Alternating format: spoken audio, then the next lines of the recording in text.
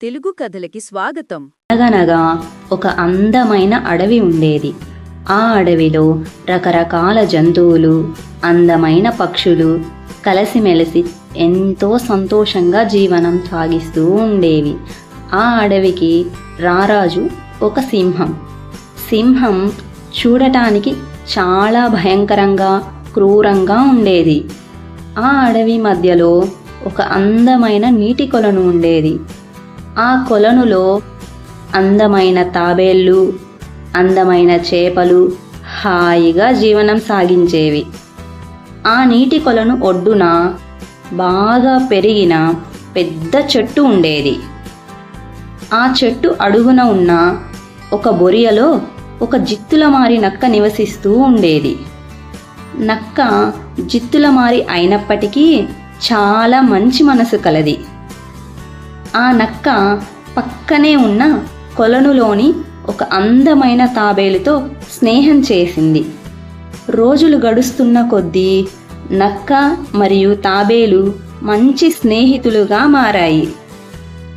ప్రతిరోజు సాయంత్రం నక్క మరియు తాబేలు ఆ కొలను గట్టున కూర్చొని అందమైన ప్రకృతిని ఆస్వాదిస్తూ సరదాగా కబుర్లు చెప్పుకుంటూ గడిపేవి.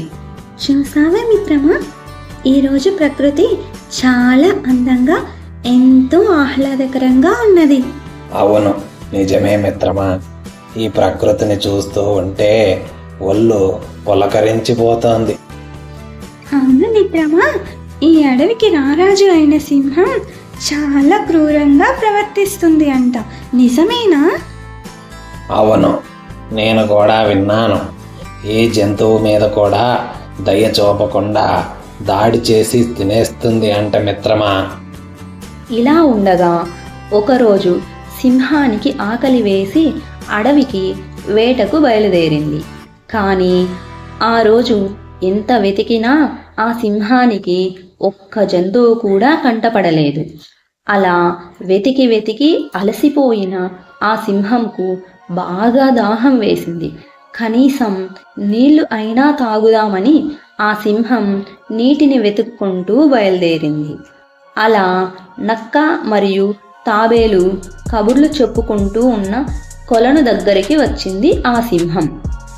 అక్కడ నక్క, తాబేలు కూర్చుని కబుర్లు చెప్పుకుంటూ ఉండడం గమనించిన సింహానికి, ఈరోజు నా పంట పండింది, ఈ రెండిటినీ తిని నా ఆకలి తీర్చుకోవాలి అనుకుంటూ ఒక్కసారిగా వాటిపైకి దూకింది. వెంటనే అప్రమత్తమైన నక్క ప్రాణభయంతో పరిగెత్తుకుంటూ వెళ్ళి చెట్టు మొదట్లో ఉన్న బొరియలో దాక్కుంది. వేగంగా పరిగెత్తలేని తాబేలు మాత్రం సింహం నోటికి చిక్కిపోయింది. తన స్నేహితుడు ఏమయ్యాడో అని నక్క ఆందోళన చెందుతూ బొరియలో నుంచి బయటకు వచ్చి చూసింది. ఆ సమయంలో సింహం తాబేలును కొరికి తినడానికి ప్రయత్నిస్తోంది. కానీ తాబేలు శరీరంపై గట్టిగా ఉన్న కవచం వల్ల సింహం తాబేలును కొరకడానికి ఇబ్బంది పడుతూ ఉంది.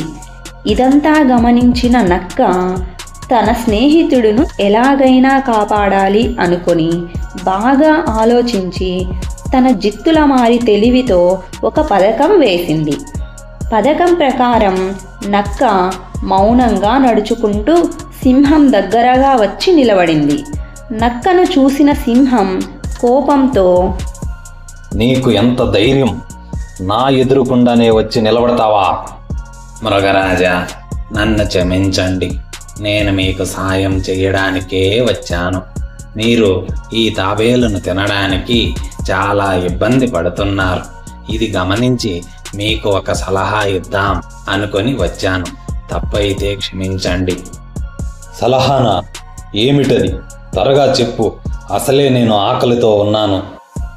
మీరు ఈ తాబేలును తినడానికి చాలా ఇబ్బంది పడుతున్నారు.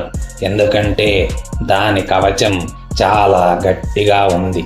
మీరు ఈ తాబేలును కొద్దిసేపు ఈ నీళ్ళలో నానబెడితే దాని కవచం బాగా మెత్తబడిపోతుంది. అప్పుడు ఎంచక్కా హాయిగా తిని మీ ఆకలి తీర్చుకోవచ్చు. శభాష్! చాలా చక్కగా మంచి సలహా ఇచ్చావు. ఇప్పుడే ఈ తాబేలును నీవు చెప్పినట్లు కొద్దిసేపు నీళ్ళలో వదులుతాను. అది మెత్తబడిన తర్వాత హాయిగా తింటాను. అంటూ ఆకలితో ఉన్న సింహం తొందరపాటులో విచక్షణ మరచి తన చేతిలో ఉన్న తాబేలును నీటిలోకి వదిలింది. ఇంకేముంది, తాబేలు ఎంచక్కా ఈదుకుంటూ వెళ్ళి హాయిగా తప్పించుకుంది. వెంటనే తేరుకున్న సింహం జరిగిన పొరపాటు గ్రహించింది. ఇదంతా నక్క వల్లే జరిగింది అనుకుంటూ నక్కను చంపడానికి కోపంగా వెనక్కు తిరిగింది. కానీ అప్పటికే నక్క పారిపోతూ కనిపించింది.